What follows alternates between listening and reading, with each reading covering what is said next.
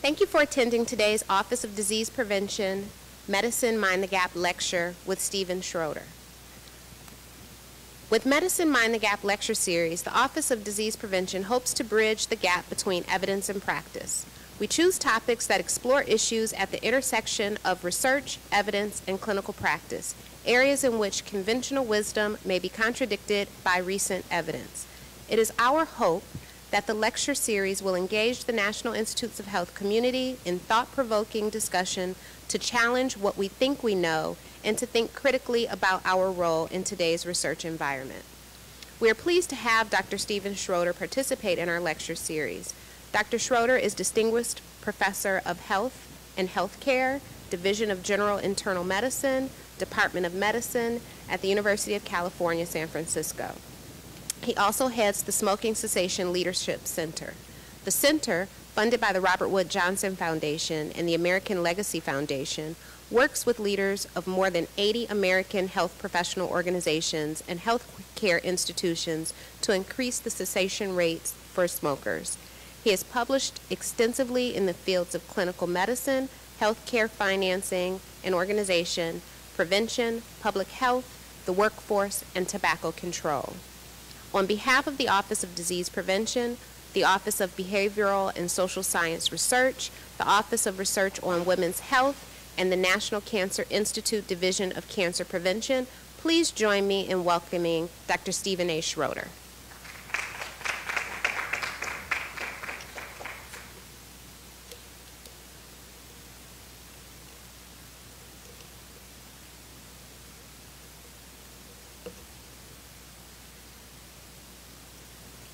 Thanks, Paris, and it's good to be here. I spent a year in England and rode the subway to and from the hospital where I worked every day.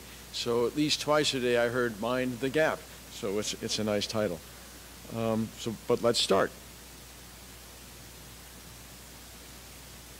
I have no conflicts of interest to mention today. All the funding from our center comes from either foundations or governmental agencies. I'm going to show you two pictures that illustrate the faces of a spectrum of smokers. This first picture was taken from a photo on the front page of the Los Angeles Times after the fall of Baghdad. And if you looked really carefully, you can see that the cigarette that the soldier is smoking says Marlboro on it. He's obviously very fatigued. The New York Times did a follow-up article on him subsequently to show that he was back home in Kentucky. He had PTSD. He was smoking 3 packs of cigarettes daily, and he was having difficulty with his home situation. So he represents one end of the spectrum, and he works for the government. The second person you've seen before, obviously much more functional than the first one. He doesn't like to talk about smoking, and the inside information I've heard is that he has stopped smoking now. This was a pre-2009, you can tell by the dark hair, photo of him with a cigarette. So smokers fall along the continuum between what the president used to do, which was not necessarily smoking every day, but smoking some, and the first picture, who was a 3-pack-a-day smoker. So what I'm going to talk about in this series today, the facts, the epidemiology, what we can do as policies to lower the rate of smoking, gaps in our knowledge regarding how to help smokers quit, and then next steps. So let's start with facts. Smoking is still a huge deal, although when you read the papers or talk to colleagues, you might not think so. I won't read all these facts, but you can see them. It is astounding the toll that smoking is still exerting on the health of our population. Nothing else comes close, as I will show you. So here is a graph showing deaths from tobacco, all the other things that we worry about and that you read about, but don't come close. These are important. We need to work on all of them. But you can see that smoking is by far the most critical one. And this article, this slide shows a couple of interesting things. It shows that about 200,000 of the 435,000 estimated deaths in the year 2000, hasn't changed much since then, are among people who suffer from either mental illness or problems with drugs like heroin or cocaine. You notice that the obesity and physical inactivity bar has two different numbers. The first number showed 365,000 estimated deaths. This was in JAMA, and it made the front pages of all the papers. Oh my gosh, being overweight is going to overtake smoking soon.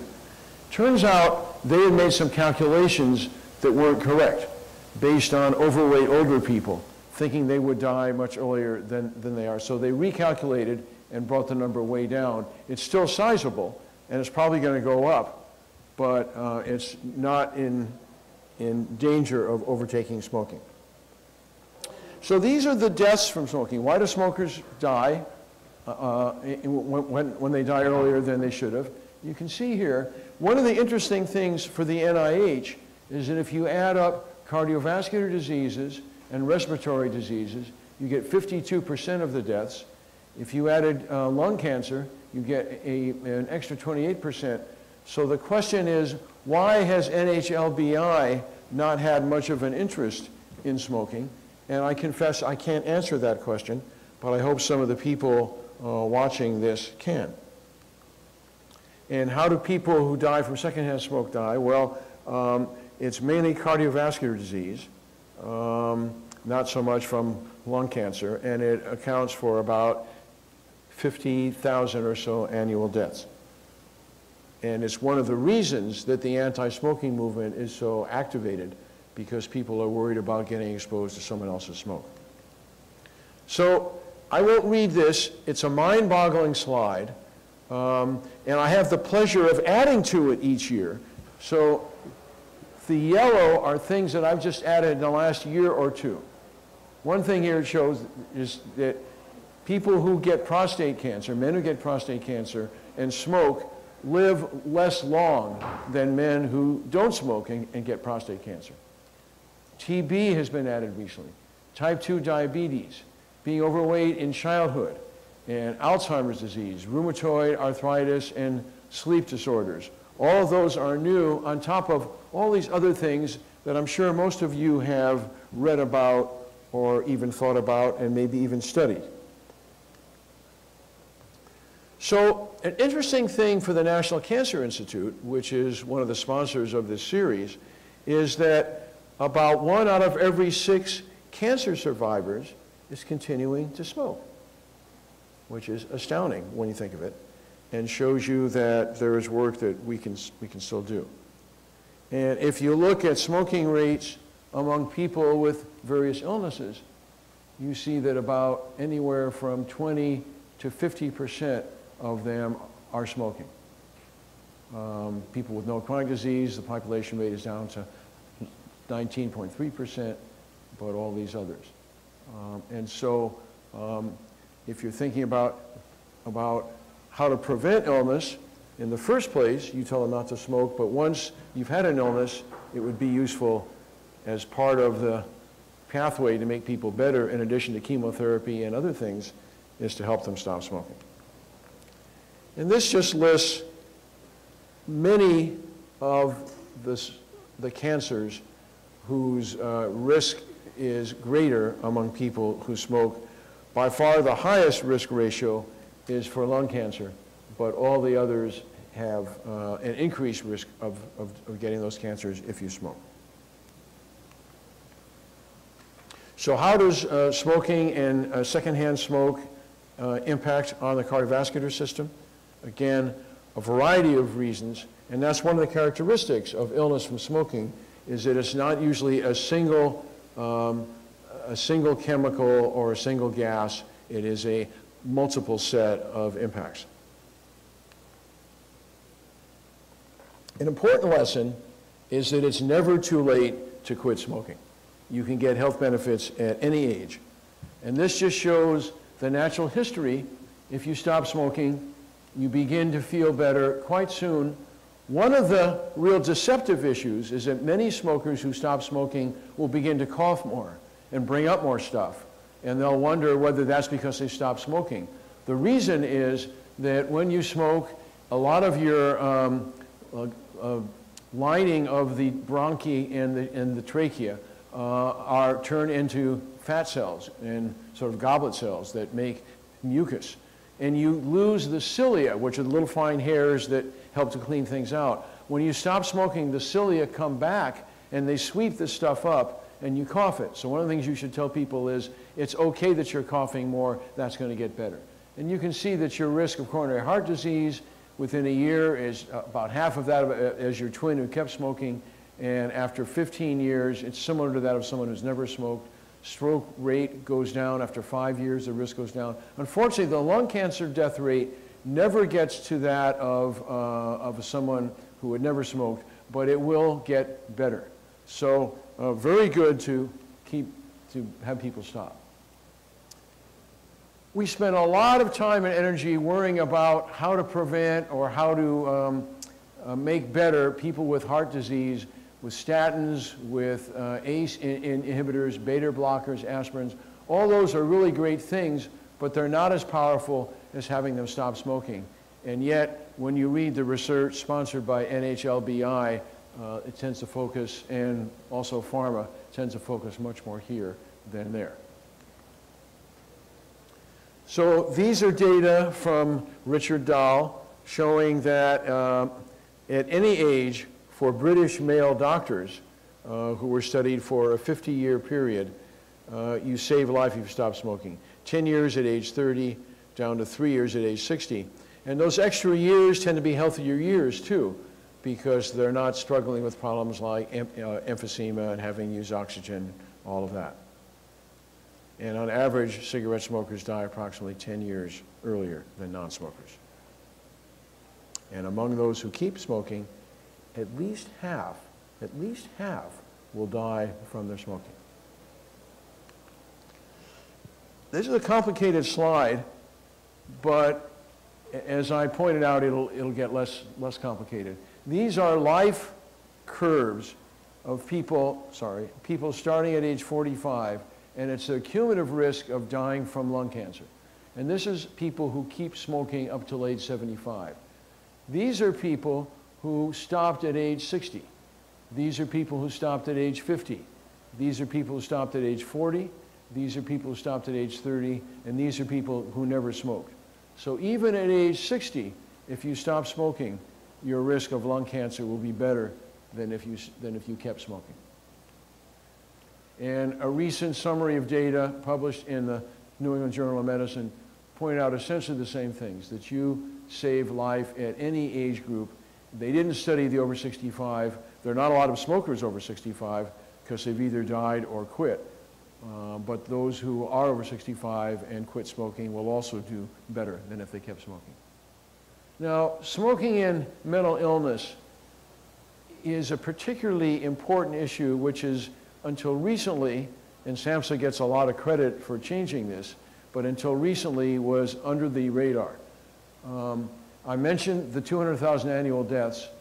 What I didn't mention was that this population, people with chronic mental illness and or substance abuse problems, consume about 40% of all cigarettes sold in the United States. And that's a function of two things. One is they're more likely to smoke, and then they smoke more cigarettes daily. The other thing that they do is they're more likely to smoke right down to the butt. And if you go outside in an AA meeting, you'll see the Marlboro filter. You won't see any tobacco. And they die earlier, and smoking is a major reason for that.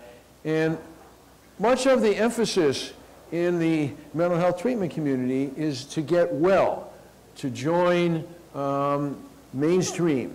And yet, if you continue to smoke, and you come in for a job interview with yellow fingers and your clothes smelling like a cigarette, it's going to be harder for you to get that job and to be integrated. These are data showing the smoking prevalence by mental health diagnosis.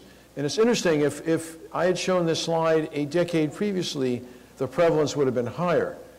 To orient you, the prevalence for the general population is about 19%.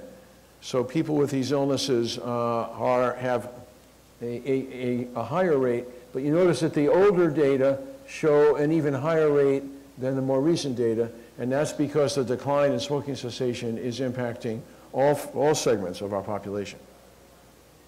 I showed you the previous slide of all the different illnesses where you had a greater odds ratio of getting them if you smoked. This is an association with secondhand smoke. And the yellow, once again, are things that have come up in the last couple of years. So being depressed as a child has a higher rate if you're associated with secondhand smoke. Bruxism, which is grinding your teeth. Decreased hearing in teens.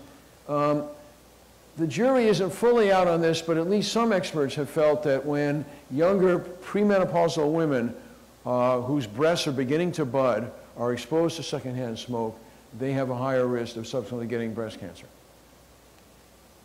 So what is it in tobacco smoke that makes you sick? It's not the nicotine, although it's the nicotine that gets you hooked. There are about 7,000 compounds in tobacco smoke. 69 of them have been proven to cause cancer, and there are gases that are not good for you, and there's all these other things. And so it's likely that the noxious effects are a combination of heating the tobacco leaf to a very high temperature and then liberating all these compounds. So that's how it causes illness and the kinds of illnesses. Now we're going to look at the epidemiology. This is a slide that I got from the Gates Foundation, which they were using to make a pitch to say, let's invest in smoking in Africa, which is a stage 1 country. And what they're showing is that the countries in the globe are divided into 4 different stages. The stage that the United States is in, and most of Western countries, is stage 4, where men's smoking rates began to decline in stage 3. Female smoking rates began to decline a little bit later. The percentage of male deaths from smoking began to come down, and they will start to come down among women. They probably are just about now. In stage 3, the former Soviet Union, Eastern Europe, Latin American countries, they're like the United States was 20 or 30 years ago. Stage 2, in Asia, a huge gender gap. So prevalence of smoking very high. China, Vietnam, 60%. The prevalence of smoking among women can be as low as 2 or 3%. And in Africa, the smoking rates are still quite low. This is a good news, bad news slide. The good news slide is that smoking rates are coming down. The bad news is that this gender gap got narrowed. There was a brilliant advertising campaign, "You've Come a Long Way, Baby," that showed that women could be liberated if they smoked like men. And now, of course, women who smoke like men die like men who smoke. And you can see that the decline is tapered off a little bit, still coming down, but not nearly as fast as we would like it to. And just to put it in a bar chart, greater rates of decline in the previous decade, really 2 decades back, not so much in the last decade, but still coming down. How about kids? Well, I should also say, there was a theory when smoking rates came down that we were getting the low-lying fruit, that the people who were quitting were the people who weren't smoking very much. And we were going to be left with what was called the hardened smokers, the real hardcore, who we wouldn't be able to get to quit. In fact, that didn't happen. This is a slide that Brian Clark and our unit put together, showing what we all have known, that the rates of smoking are down, but showing what we didn't know, really, which was that for those people who continued to smoke, they smoked about a pack a day until about 1995, when the rate of smoking was down to about 13 cigarettes a day. This is probably a function of the fact that it's more expensive to buy a pack of cigarettes. It's not as possible to smoke in public. And what we don't know is whether these folks are smoking so deeply and smoking all the way down to the butt that they're functionally like these. And I don't know the answer to that, and that would be something else that we could study. Tremendous regional differences in smoking rates. Anybody want to guess what the lowest state is?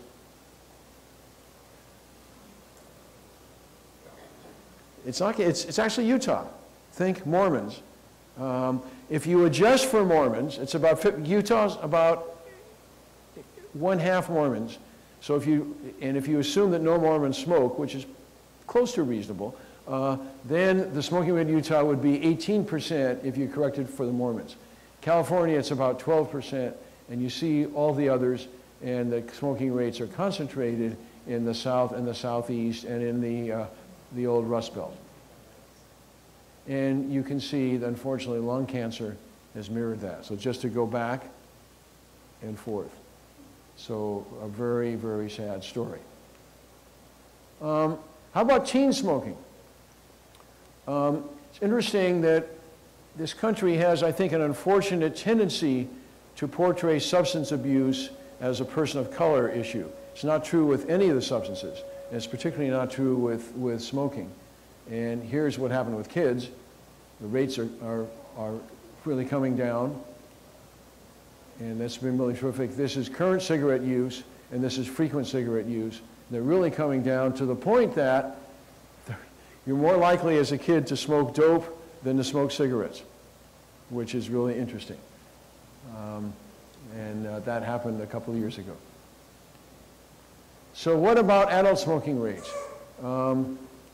This population uses tobacco for other purposes, too. It's sort of tribal issues. Whites, blacks, Hispanics, Asians. One of the reasons California has such a low smoking rate is that it has a proportionally higher population of this group.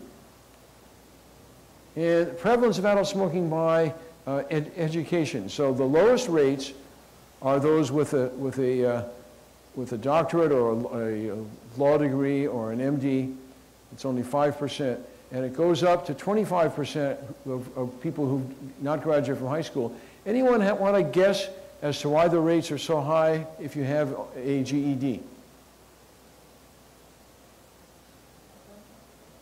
Why? Prison. People go to prison for a disproportionate use of alcohol or drugs. They get their GED there. And so that's one of the reasons. I actually didn't know that until I saw the slide.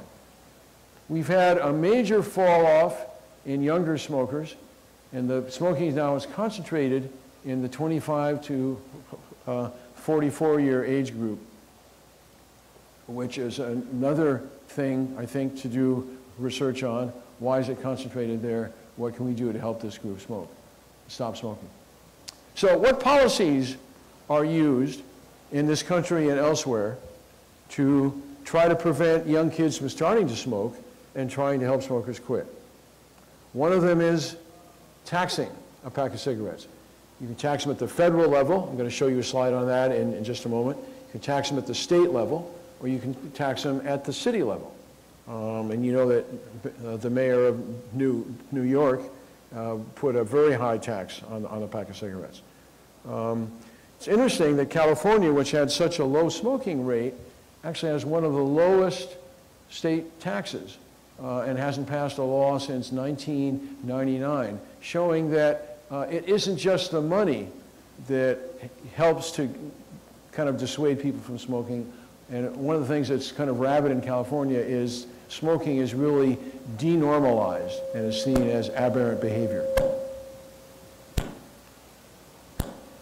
And this just shows you the difference between the prevalence of smoking here and the price of a pack of cigarettes. And as you know, the federal government added a 62-cent tax to help pass for the renewal of the S-chip program in 2009. The Congress had passed similar taxes previously, but President Bush had actually vetoed them. Clean indoor air is the second major policy. If you think about it, you're working on the 30th floor of a building. You want to do your smoke break. You got to get your purse or your wallet, go down, wait for the elevator, go outside. If it's February, it's a cold climate, you're huddling there. You got to finish up, go back up again. That's a real disincentive to smoke. So in states with clean indoor air laws, either for work sites, restaurants, and bars, or 2 of the 3 in yellow, or no ban at all in light blue. But in the blue and the yellow states, there are lower rates of smoking, and those who do smoke less. So how are we doing on revenue from our tobacco taxes and then spending? Well, the average state tax increased a whole lot, and yet states' spending on tobacco control decreased at a comparable rate. So we're getting more money in and we're spending less. And what's been happening is that states with fiscal crises use the money to patch up holes. They use the money to prevent having to raise taxes, and they underfund all the work that the states ought to be doing to help smokers quit. So this is really a shameful slide. This is all the money from the master settlement funds and the taxes that the states are getting annually. This is the federal tax revenues annually. This is the marketing, 10.5. The CDC recommends that the states spend this much money, and this is what they're spending. And even that money is in jeopardy. So you can almost have a tea party. It's really taxation without representation. The smokers are paying for this, and it's going for something else. So this is not a very fancy formula. It's a simple one. The number of smokers is a function of people who begin to smoke plus people who continue to smoke minus quitters. And you can quit in one of 2 ways. You can quit by sort of voluntarily stopping. I don't know what that thump is. Or you can quit because you've died. And the industry needs to replace this group to keep the number of smokers up. So how can we help smokers quit? Well, the second formula is that quitting is a function of 2 things. The number of times you try to quit and the probability that that attempt of quitting will be successful. So what drives these? The number of quit attempts are driven by the price, which we just mentioned, clean indoor air, which we just mentioned, counter-marketing, which I haven't talked about yet, but the Truth Campaign of the Legacy Foundation and other ads. The CDC has one now called TIPS, T-I-P-S. It's comments from previous smokers who were able to quit. So counter-marketing helps. The advice of a clinician, doctors, nurses, dental hygienists, pharmacists, dentists, will not only make people try to quit, but increase the possibility that if they try to quit, it'll work. And that's true with counseling and also with drugs. So again, this is just a summary of what I've gone through. These are all the ways that you can help smokers quit. And I'm going to come back to the telephone quit line, which is run by the National Cancer Institute right here at the NIH. So there's a beginning of a social movement now to say, and it's legal, we're not going to hire smokers. If you're already smoking here, and we made this policy, we'll offer you ways to quit. But if you're not able to quit, you got to leave. And so this was a recent article by some folks from Penn showing sort of escalating, being severe about smoking in people who work. So the most passive is to do nothing. Then you can educate. Then you can make it easier to get into stopping smoking programs. Then you can automatically enroll a smoker in those programs without giving them the option. You can give them money if they don't smoke. You can refuse to hire smokers. You can fire smokers, or you can make it not legal. to smoke. And this is the chart from this article. So the Affordable Care Act actually has a number of features in it that helps people stop smoking. It gives employers the right to reward or penalize employees regarding various kinds of personal behavior, being overweight, exercising, smoking. And it gives insurance companies and employers who hire smokers the option of charging smokers more. Now, there's a social justice here I'm going to do a diversion for a moment. And I'm going to argue both sides. The one side is you've just seen that smoking is concentrated in people who are less well educated and poorer, and they're spending a lot of their income on smoking. In fact, some of the panhandlers you may see are not panhandling for food or for drugs or for alcohol. They're panhandling to get cigarettes. So how fair is it to ratchet up the price of a pack of cigarette, the burden of which falls disproportionately on these poor people? How fair is it to make them pay more for health insurance since they're liable to be making less income? So that's the it isn't fair argument. The it is fair argument is that this is an incentive to help them quit smoking, which is the healthiest thing that you could do. And people argue both of those, and I wanted to give you both sides of that argument. The FDA has recently given power to regulate tobacco, and that law was signed 4 years ago, this week actually. It gives them the power to regulate the whole industry, to put new warnings and labels on a pack of cigarettes and on advertisements, to ban all flavored cigarettes with the exception of menthol, limiting advertising of tobacco products to minors. And if there's a new tobacco product, the company that makes it will have to seek approval from the FDA. The FDA designed some really graphic warning labels, photos, which are going to be on a pack of cigarettes. I'm going to show you those. You won't see them on a pack of cigarettes, though, because even though the Supreme Court said they could do it, they decided to go back to the drawing board. And so we need to stay tuned.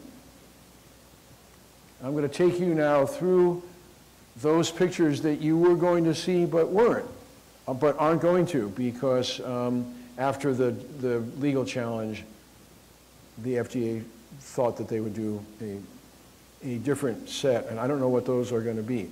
So this is a man smoking through his trach. I've seen that.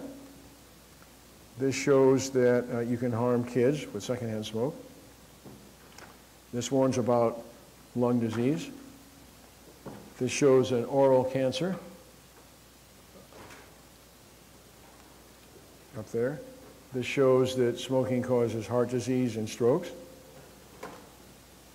This shows that smoking is the #1 cause of premature births. This is a woman who's dying of lung cancer that she got because she lived with a smoker. This is a corpse. This is a dude who quit, and he's proud of it. So those are all really graphic warning labels that you won't see. Ken Warner, former dean of the School of Public Health, University of Michigan in Ann Arbor. I'm not sure what that sound is. It's not from me, I don't think. Put together a series of slides on the last cowboy standing in the future. And this is about what he calls the end game. He points out some of the changes that have happened. These are all really glamorous people. That, by the way, is Babe Ruth, if some of you don't kind of recognize him. And this is Edward R. Murrow, probably the most legendary news reporter on radio and on TV. And that's a cigarette in his hand. There's John Wayne, there's Humphrey Bogart, Lauren Bacall. And look at these. Not as glamorous, right? And then he asked, what has produced this major change? Well, the science of how tobacco use hurts you, the transmitting that science to the public. And this coming year, January 2014, will be the 50th anniversary of the report of the Surgeon General showing that smoking causes lung cancer. And there'll be a lot of kind of celebrations of that at that time. Origins of norm changes. So again, in my parents' era, it was pretty cool to smoke, and both of my parents smoked. My wife and I don't have any friends that we know of who still smoke. We had one who would sneak outside kind of furtively, but even she stopped. And as in working out and going to gyms and other things, the norm change occurs first in the highest educated population. And you get this cycle. You get a policy, you do more, etc.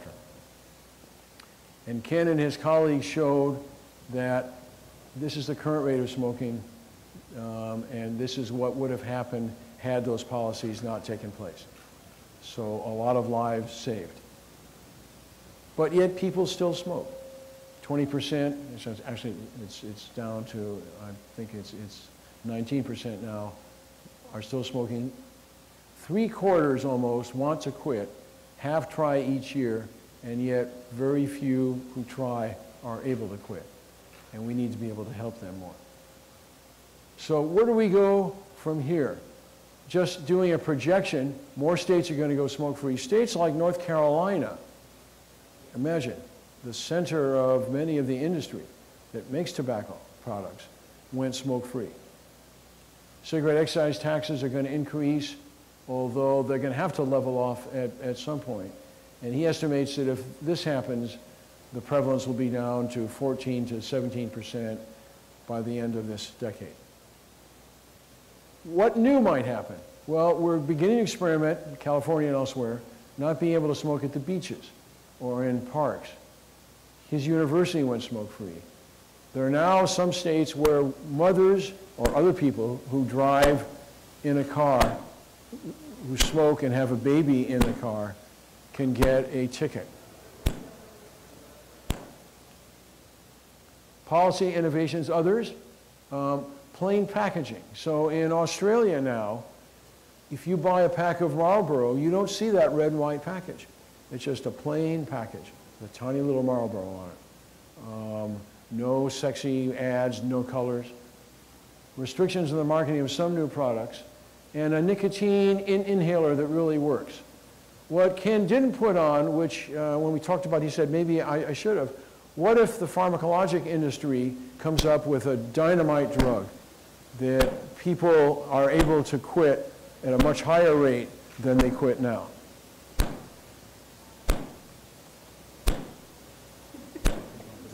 Okay. I'm just going to keep soldiering away and leave it to our AT experts to try to get rid of that knocking sound. I hope that this isn't Philip Morris bugging this. So Ken also mentioned other end game policies, government control of the supply or the sales. This is an interesting one. If you're 13 years old today or younger, you can't have any tobacco. Interesting thought. They're thinking about that in New Zealand. Licensing smoking. So you have to prove that you're a smoker. They'll give you a license, and then you can buy. The FDA legislation says you can't ban, you can't totally get rid of the nicotine from a pack of cigarettes, but you can reduce the nicotine levels to really, really, really low levels so they don't get you hooked. And maybe a prohibition. So he makes the pitch for why we should do a better job in health policy, why we would do a better job if we reduce the burden from smoking. That it costs 6 to 10% of U.S. healthcare costs. It's the biggest behavioral factor in getting ill and dying. It's the biggest determinant of health disparities if you look at those by income or class. And it's a leading cause of cancer deaths in men and women, and the one that you can really, really, really prevent the best. So we've heard about how you get sick, the epidemiology, and policies. Now we're going to move on to the clinical issues of how to get people to stop smoking. So can you believe this? Doctors used to be used, well, these probably aren't real doctors, but they sure look like them, to sell Lucky Strike or Camel or other cigarettes. And one of the sad things is that the most recent Surgeon General's report said, let's have a 2010 target of 80% of smokers trying to quit, and it's only about 48%. And as we showed you on the slide from Ken Warner, it's 2 to 4 or 5% who try to quit are able to. And one of the reasons is that doctors undertreat smokers.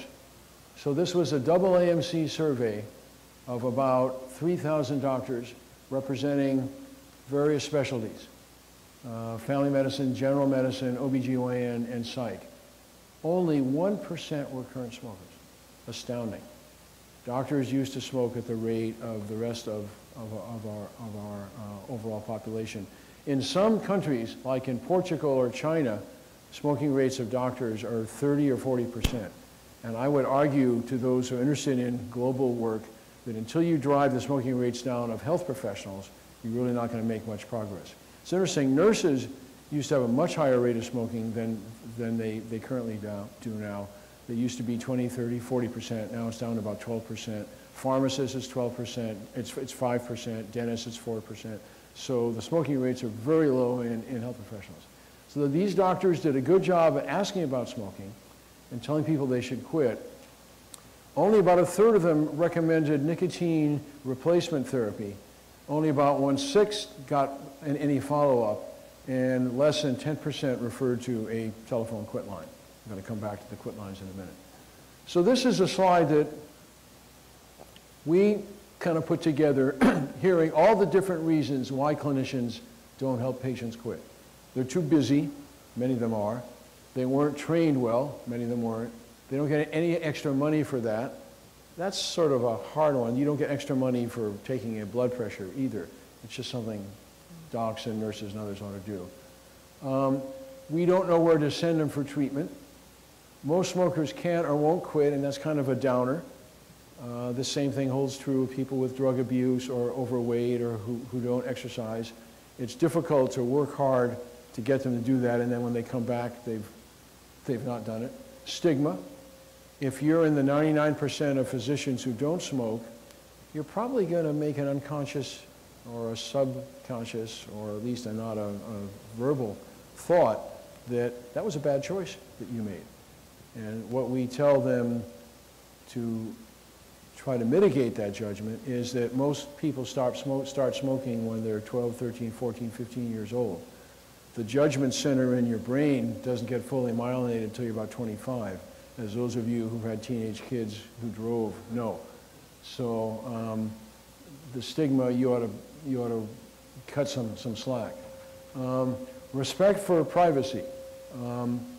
This is a libertarian country to some extent, and you might say, well, people have the right not to smoke. But in fact, and that a negative message might scare patients away. But in fact, data show that even smokers who have no intent of quitting still like it when their doctors tell them that they should quit, because they think if they don't tell them that, they probably don't care about their own personal health. I smoke myself. Not many do that, but if they do, they will know how hard it is. And then there are recent problems in the electronic medical record systems showing that sometimes the pop-ups don't work well or the systems don't work well, and so people say it isn't worth it. So there are 4 responses to a patient who smokes by their healthcare provider. The unacceptable one is, I don't have time to help you quit. The acceptable ones are to send them to a quit line or a web program. establish systems in your office or hospital, like Kaiser does, like the VA does, or become an expert in your own practice. So there are two ways to help smokers quit. One is on a physiologic basis to treat the addiction to the nicotine, and the other is on a kind of a Skinnerian how to change what you do to do the counseling that's going to make them change the habit of reaching in for a pack of cigarettes. And the best results really combine drugs and counseling. You've probably heard of the 5 A's. This is a public health guideline that was put together looking at all the evidence of how to get people to stop smoking. The first version came out in the year 2000. The second version came out in 2008. It was updated. And the guideline has 5 components: ask, advise, assess, assist, and a range. And all of these components are helpful to get people to stop smoking. You can measure intensity of smoking as a clinician in a couple ways. You can do a questionnaire and give points, and that is the Fagerstrom test. And I'm going to come back and show you that. Or you can measure cotinine, which is a breakdown product of the nicotine in your serum, your urine, or your spit. Or you can get a breathalyzer to measure how many parts per million of carbon monoxide is in your exhaled breath. The 5 A's that I just showed you have challenges. And our center has found that most clinicians don't know of them. Even those who do feel they don't have the time. And so we've developed an alternate, ask, advise, refer, to either a quit line, an internet service, or a specialist. And we've used that as a paraphrase: take 30 seconds and save a life. But the problem is, with the 5 A's, they're not used as much as they might. And even with this one, we're not helping as many smokers as we should. So this is the Fagerstrom test. The most points you can get are 10. You notice it's skewed to when you have your first smoke. You get 3 points if you have your first one within 5 minutes of waking up. 1 point if that's the one you hate most to give up. And 1 point if you smoke more often when you wake up than during the rest of the day. If you have 4 or more points, you're probably hooked. So how do you get hooked? When you smoke, when you take a puff of cigarettes, the nicotine gets to your brain in less than a minute. It stimulates nicotine receptors in the center of the brain, which releases dopamine, which goes to the prefrontal cortex, and you go, ah. Now, you feel good from dopamine when you do lots of things. You have sex. If you use an addicting drug like either cocaine or others, if you drink alcohol. For me, I suspect if I hear Beethoven, I go, ah, I must have a Beethoven center here or something. But it's a pleasure. It's very pleasurable. And what happens is when you smoke, you get more receptors in this area, and the brain is telling you, give me more of that nicotine. So a nicotine addict smokes to maintain a minimum serum tobacco concentration, to prevent withdrawal, to maintain the pleasure from the dopamine, and to sort of modulate mood. And smokers self-titrate like this. There's a recent study, I think, from the NIH to show that I think it was funded by the NIH. I think it was done at maybe it was Columbia. That if you pre-expose a rat to smoke and then give them cocaine, they get more pleasure from the cocaine than rats that weren't pre-exposed to the nicotine. So There are 7 different drugs to help people stop smoking, and they come in 3 classes. NRT includes the gum, the patch, the lozenge, the spray, and the inhaler, although in use, the gum and the patch are the 2 that are used almost all the time, that these don't get much use. There's a designer drug, which is a partial nicotine receptor agonist, varenicline, and then there's a antidepressive that was shown in a fortuitous way when it was being used in people in psych hospitals. They noticed that they didn't have as much craving to smoke. And using counseling plus these is better than either counseling by itself or meds by itself. No drugs have been shown to help people with chewing tobacco, or spit tobacco as I call it. So I'm going to show you a summary of the results of all those drugs, but I want to give you some caveats first. One is that the FDA usually says that those drugs ought to be only used for 12 weeks.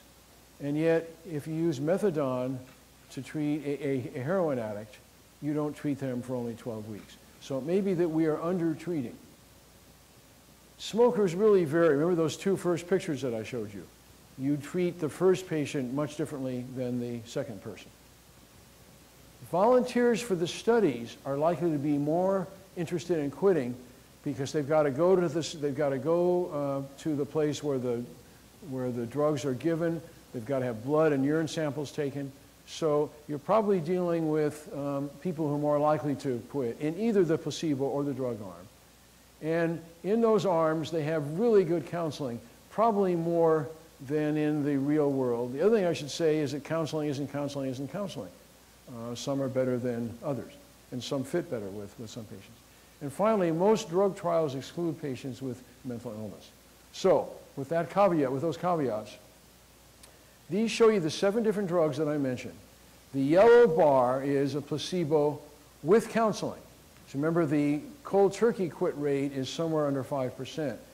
Good counseling can get you up to about 10%. Good counseling and drugs get you anywhere from 16 to almost 25%. The other thing I should say is that because each of these were different, you can't compare from this study. These are a Cochrane collaborative collection. You can't say, well, the nasal spray is the best and the patch is the worst. Because in fact, these are used in sort of different combinations. And the spray and the inhaler and even the lozenge aren't really used much. So, I'm going to turn to some questions now. Should back up. Almost all the literature used smokers who smoked at least 10 and often 15 cigarettes daily. And the mode was usually 1 pack per day. And yet, we have a tremendous number of smokers who are intermittent. Some even don't smoke every day. So what's the best way to help them quit? Do those medications work? Do they have an addiction to the nicotine? Or do they just smoke for sort of social cues? We don't know the answer to those questions. NIH ought to study that. Right now, the general consensus is that for those who smoke more than 5 cigarettes daily, they work. But the data on that, the evidence isn't good. The nicotine addiction is not as important. So why can't they quit? What are the reinforcers? And by the way, the drug harm curve in cardiovascular disease is very steep. So people who smoke 5 cigarettes daily are probably at comparable risk for heart disease as people who smoke 20 cigarettes. The risk for lung cancer isn't as great, or for emphysema. Why are the infrequent smokers, the light smokers, concentrated among young adults? And why, as John Pierce and others think has happened, the fact that we went over the counter to the NRT, does that sort of debase its potency? It's not a prescription from the doctor. And does that mean that it's not working as well as it might have? So I mentioned on that bar chart that smoking is disproportionately concentrated in people with mental illness and or substance abuse problems. So there's some myths that were discussed in an article in the New England Journal of Medicine a couple of years ago. And I'm going to go through them. You need to self-medicate to mitigate the symptoms of the schizophrenia or the bipolar illness. It's not clear that that's true, and those studies that have done that have been sponsored by people who make cigarettes. They're not interested in quitting. It's not true. The same proportion, actually, people understand that it's stigmatizing, that it makes you ill, so people with mental illness want to quit. They can't quit. Their quit rates are not as high as the general population, but they're pretty substantial. And so the rates of smoking are actually coming down in this population. Quitting makes you worse. There was a guy named Glassman who wrote a number of articles in the 80s and the 90s showing that if you have a depressive illness or bipolar and you smoke, you're going to get worse and you're going to maybe more at risk of committing suicide. No one's been able to replicate those studies, so I'm not sure that it's true anymore. And finally, it's a low problem. You can understand if someone has the DTs or is detoxing that you might want to say, you know, let's cure those things first. Let's not do the, let's not get them to stop smoking first. But in fact, it's the smoking that kills most people with alcohol or drug problems. It just doesn't kill them as early. What about the e-cigarette? Amazing. All the big papers, the Wall Street Journal, the Times, are all featuring articles on this. It's a booming product. Apparently in France, it's become very chic. So how does it work? It aerosolizes nicotine in a solute that's similar to antifreeze, which is propylene glycol. The cartridges contain about 20 milligrams of the nicotine. We don't know how safe it is, but it's clearly safer than smoking a regular cigarette. And what we're not sure of is it a bridge use? That is, smokers use it to tide them over when they're in an office that won't let them smoke? Or is it a starter product that can seduce young people into starting? We don't know that yet, and that's again something that the NIH ought to study. They probably don't deliver as much nicotine as they promise, and it looks like the delivery varies from product to product. And it's not approved by the FDA. So when people ask me about it, I say, we don't know how safe it is. We know that there are proven ways to help you quit smoking. Try those. If you don't want to try those, if you can't try those, and you want to try the e-cigarette, sure. Yes? Yes? I'm just curious how much nicotine is in an average cigarette. Is it comparable to the 20 milligrams or different? It's an excellent question. I think it's more, the question is how much gets to your brain, and these are calibrated so that if the right amount gets in, it would be comparable to that. Thanks, it's a good question. So I'm going to move now on to quit lines. So what are quit lines? They provide counseling. They're staffed, so they're toll-free. 1-800-QUIT-NOW in any state will get you to your local quit line, and that router is maintained by the National Cancer Institute, right here. They provide you, they connect you up with an excellent counselor who has been trained, who has a lot of empathy. I've actually sat in on many of those sessions, and the people are really terrific. They offer up to 4 to 6 personalized sessions. It varies by the state. Some of them, they offer NRT at no cost or lower cost. They'll send vouchers, especially to people who are needy. And the data are really excellent, that they give comparable quit rates to the studies that you just saw with drugs and counseling. Unfortunately, they are really underused, and they're underused partially because the budget to market them in the States has been so drastically cut. Our center has produced these cards because, unfortunately, the NCI hasn't been able to market its own quit line. I don't quite know how that happened, but it got the franchise when Secretary Thompson under President Bush said we should have a national quit line number. The NCI runs it, but it's not marketed. There was going to be the quit line on a pack of cigarettes. The FDA is now held off on that. My hope is that will come on. That will be a great marketer, but we don't know yet what's going to happen. So There are about 5 million of these cards. They're plastic. They look like a credit card. Our Smoking Cessation Center at UCSF has contracted to get these made. We provide them free of charge, people, and you notice we didn't put our own logo on them. So the VA has used them. A number of health professionals use them. This is a Cochrane collaborative showing that telephone counseling without any drugs gives an odds ratio of quitting about 1.56, which is comparable to NRT, and look at the sample size. I mean, so the confidence interval is small. And yet, in California, which has one of the best quit lines, only 4.5% of smokers could unaided tell about a quit line. And if you asked them about it and prodded them, it got up to over a third, whereas NRT was much better known. When New York City advertised on its quit line that if you call us, we'll send you a voucher to get free NRT, it broke the bank. And they actually weren't able to field all their calls because it just tied up all the phone lines. So people want to do it. The number of callers is increasing. I haven't seen the 2010 data.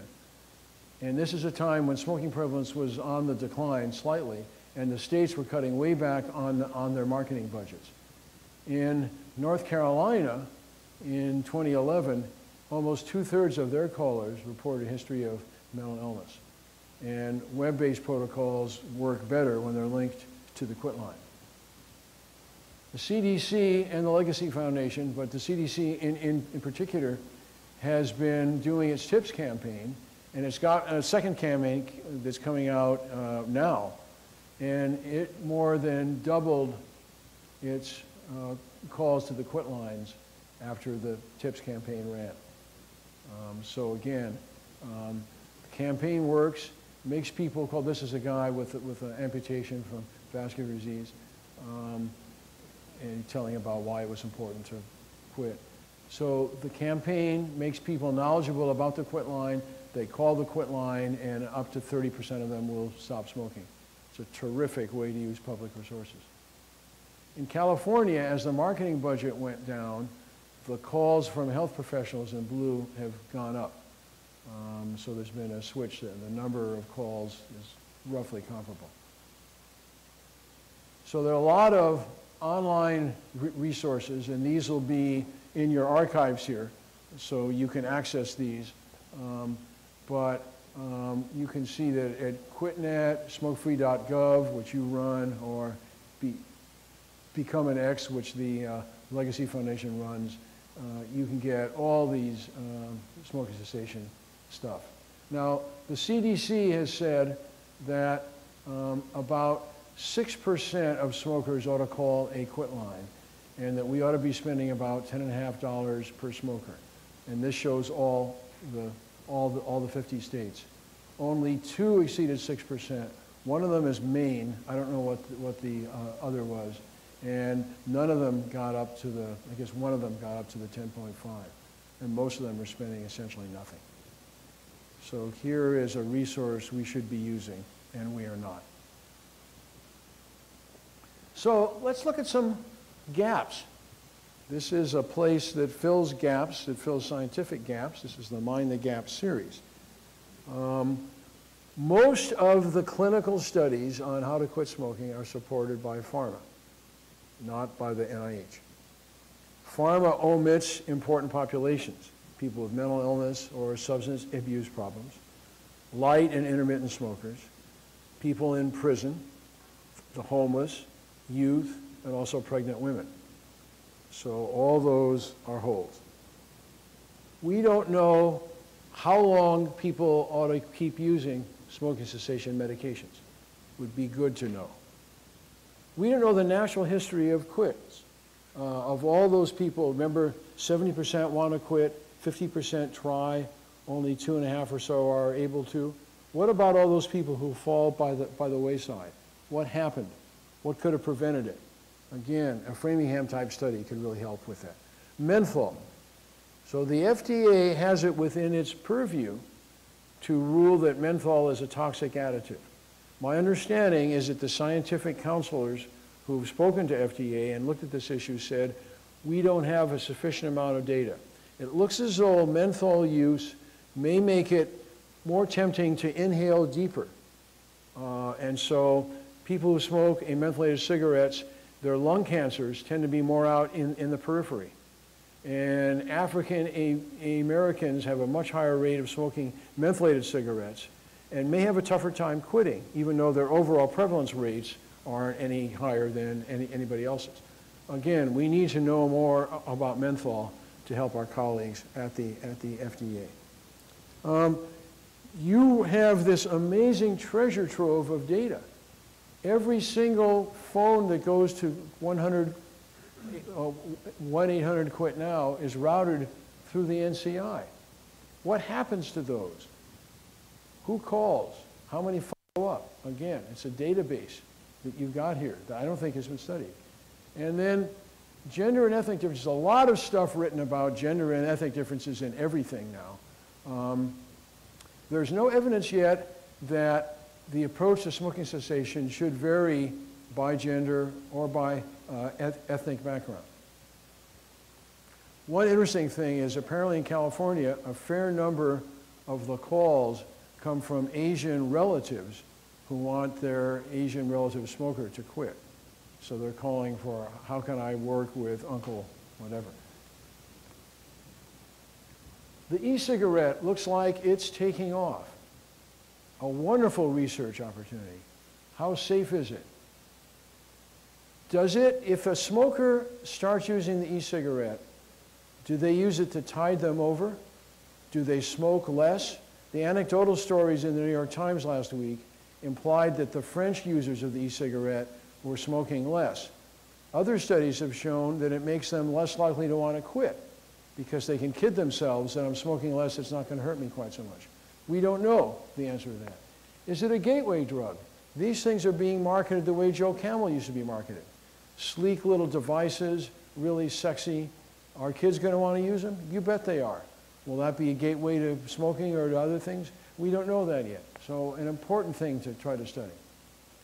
Lung cancer screening. NIH has sponsored some major trials, spiral CT scanning on chronic smokers who've been smoking for a number of years. They pick up a lot of early lung cancers. Some of those early lung cancers are slow growing, some of them aren't, and there's some data that they may save lives. How often should you, let's assume I'm not, but I'm a 2-pack-a-day smoker and I'm age 50 and I go and I get a spiral CT and it doesn't show anything. Am I going to smoke more now because I beat it? We don't know the answer to that. When should I get my next spiral CT scan? These scans are much better at picking up slow-growing lung cancers, just like breast cancer screening is better at picking up slow-growing breast cancers. So we don't know the answer to that. Varenicline is the partial nicotine agonist. This is a drug that was made by Pfizer. The brand name is Chantix. And it looks in head-to-head trials that it's probably the best single drug, but there's some worry that it may increase the risk of suicide, but that risk is very, very rare, and we may not have the power to tell whether that risk is real or it's just that people who are smokers are more at risk of suicide. It's a very important issue to try to study. And given what I showed you about the tremendous toll that smoking takes on the heart and the lung, why doesn't the NHLBI care about this? In asking about this, I'm told that it was the culture of the various directors of the NIH. I would like to think that all the directors want to serve the health of the public and that maybe they will be interested in studying this. So, winding down, getting ready for more questions. What are the barriers to having people stop smoking? I showed you some slides to show that doctors and others maybe don't do as good a job as they might have. Codependency and the mental illness, there are a lot of myths to say it's dangerous to stop smoking in that population. Not every insurance company covers well enough for that. And if you recall, many of these smokers are poor.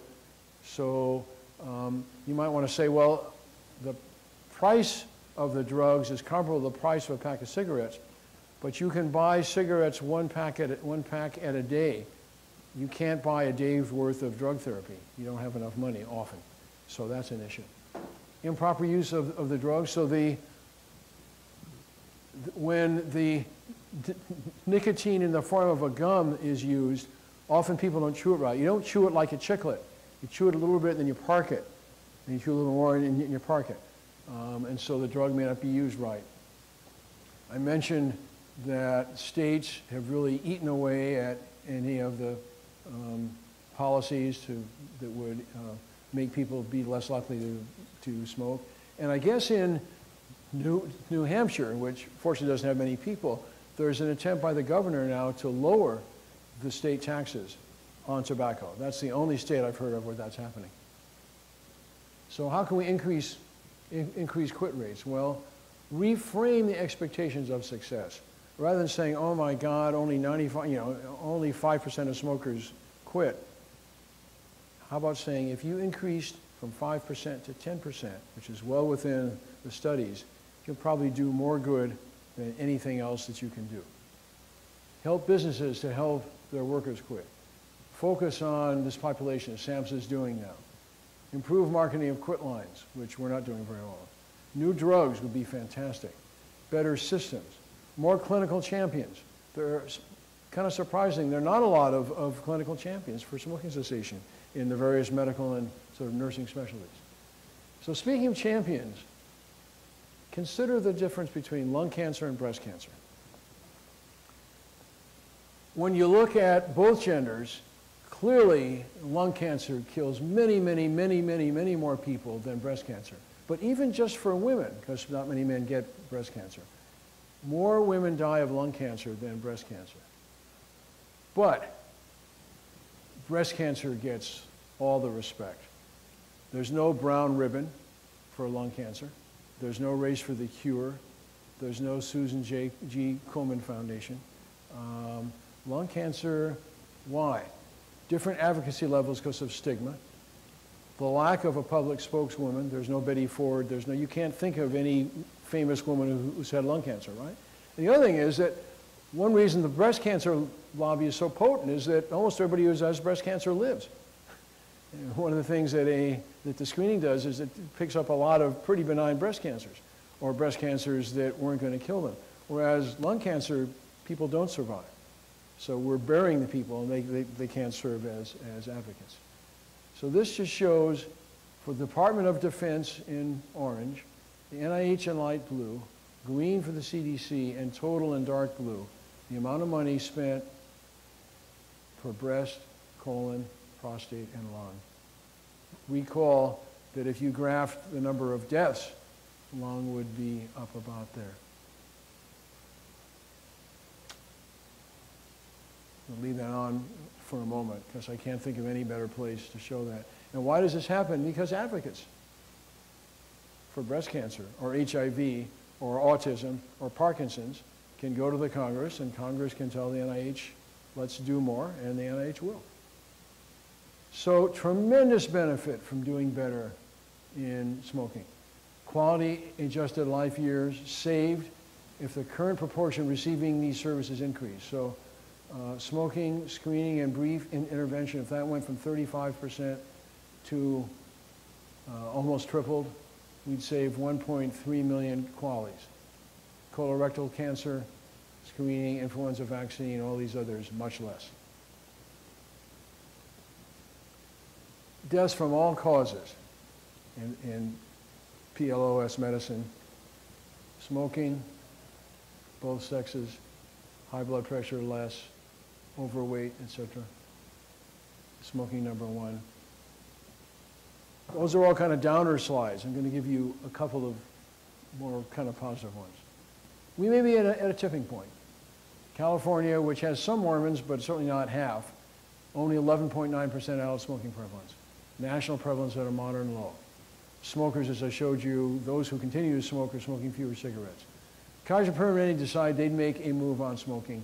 They dropped their prevalence from 12% to 9% in just 1 year by really doing a full court press. Physician smoking prevalence, as I mentioned, at 1%.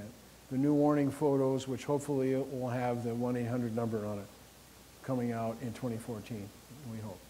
More and more smoke-free areas, higher insurance premiums, the new federal excise tax. Lung cancer deaths in women followed the male rates. So the male rates went up like this. About 10 years later, the women's rates went up. Male rates started coming down. Women's rates are starting to come down. More stigmatization, more mass media campaigns. So other unresolved issues. I've gone these. I didn't spend much time on cigars. They're becoming a little more popular. E-cigarette we've talked about. The state cuts are a major issue. FDA we talked about. Refusing house smokers we talked about. The ACA rewards and penalties we mentioned. Third-hand smoke I didn't talk about yet. Third-hand smoke is a concept popularized by various pediatricians and advocates. Third-hand smoke is if I'm a mom, I smoke, I know I shouldn't smoke at home. So I smoke in the car when the kid's not there, or I smoke outside. The residue of the smoke gets on my clothes, and it's got various carcinogens and allergens and coal tar. Little kids especially put stuff in their mouth.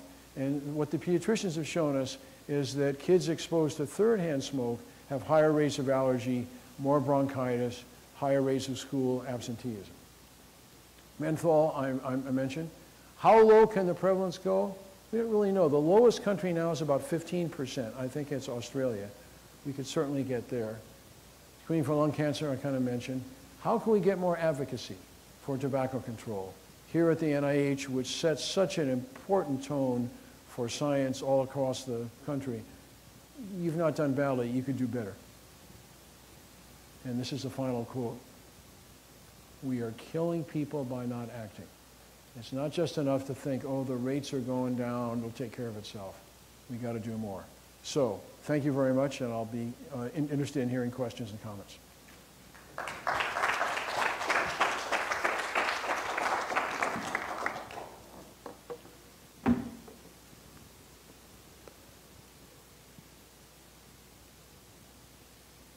Dr. Schroeder, hi. Hi. I have a question for you. I first want to thank you for an informative and very thought-provoking presentation. Thank you. So my question's about social media. Is there any data about the success of using campaigns through social media? It's a very low-cost method of marketing and providing support. I know that the NCI, for example, has a Facebook page, Smoke Free Women, with about 12,000 likes already. Still a small number, though. Yeah. So I just wondered if you had any data on that. Okay. A woman named Pam Ling, who's a physician at UCSF, is studying that. Clearly, social media are very, very critical, and particularly with young people. Who's going to sponsor the energy, the money to do that social media is the question. The tobacco industry is using the social media. They know about it. They've got a wonderful database. So it is a very promising path, underexploited as far as I know. Thanks for the comment.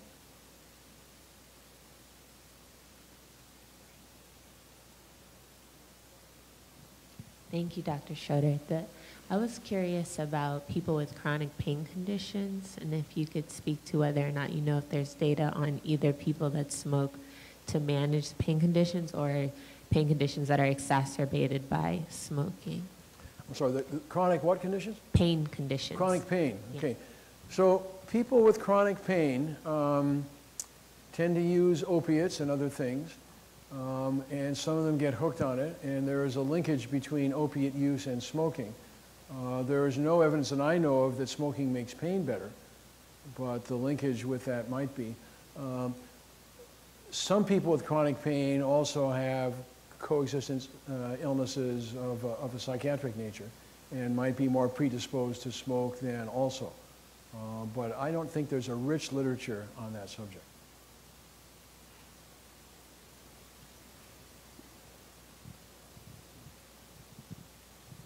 Thank you for your talk. I noticed in one of your slides that the marijuana smoking seems to be sort of spiking up. Do you have anything you can elaborate on that? What's going on there? Okay. This was a slide to those of you who may have tuned in later to show that as rates of smoking among young people have gone down. There is now the probability that more kids are using dope than cigarettes. And the use of drugs by young people sort of fluctuates. It's a lot lower than it used to be 5 or 10 years back. It may be going up a little bit now, but I don't know the answer to that. And there's clearly, you know, there are a lot of people are concerned that as states are legalizing it, that it's going to send a social message as opposed to smoking, that it's okay to use it. I think a couple of things that people don't know is that the current form is a lot stronger than it used to be. And that it creates, particularly if young people's brains are exposed to the smoke of a marijuana cigarette, some of them are going to be more risk for autism and other things later on. So it's not, I worry that we're selling it as a totally benign product. I don't think God wanted us to inhale any kind of smoke, but I don't hear that firsthand.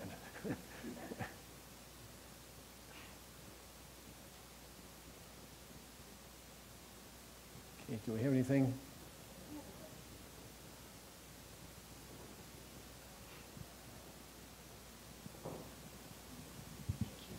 Yeah, this is Joan Nagel from the Office of Research in Women's Health. I think there is some data to show that females try to quit more often, but they also fail more often than males. But you presented data that stated that the approach, there's no really evidence to show that the approach should vary. Can you comment or elaborate on that? Yeah, there are a lot of studies on looking at gender and ethnic differences, and they show varying things. And certain ethnic groups may have a little tougher time quitting, and maybe women do, but there's no evidence that women benefit more from one kind of drug versus another kind of drug, and it is unclear. So that's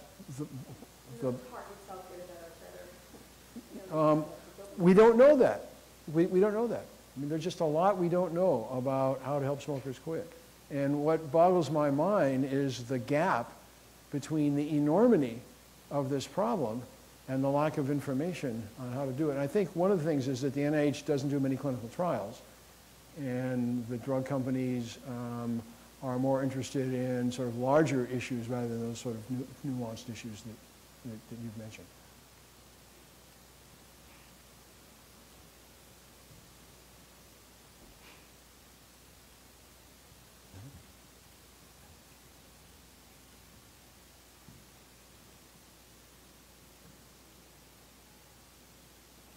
Paris, I think we should call it quits.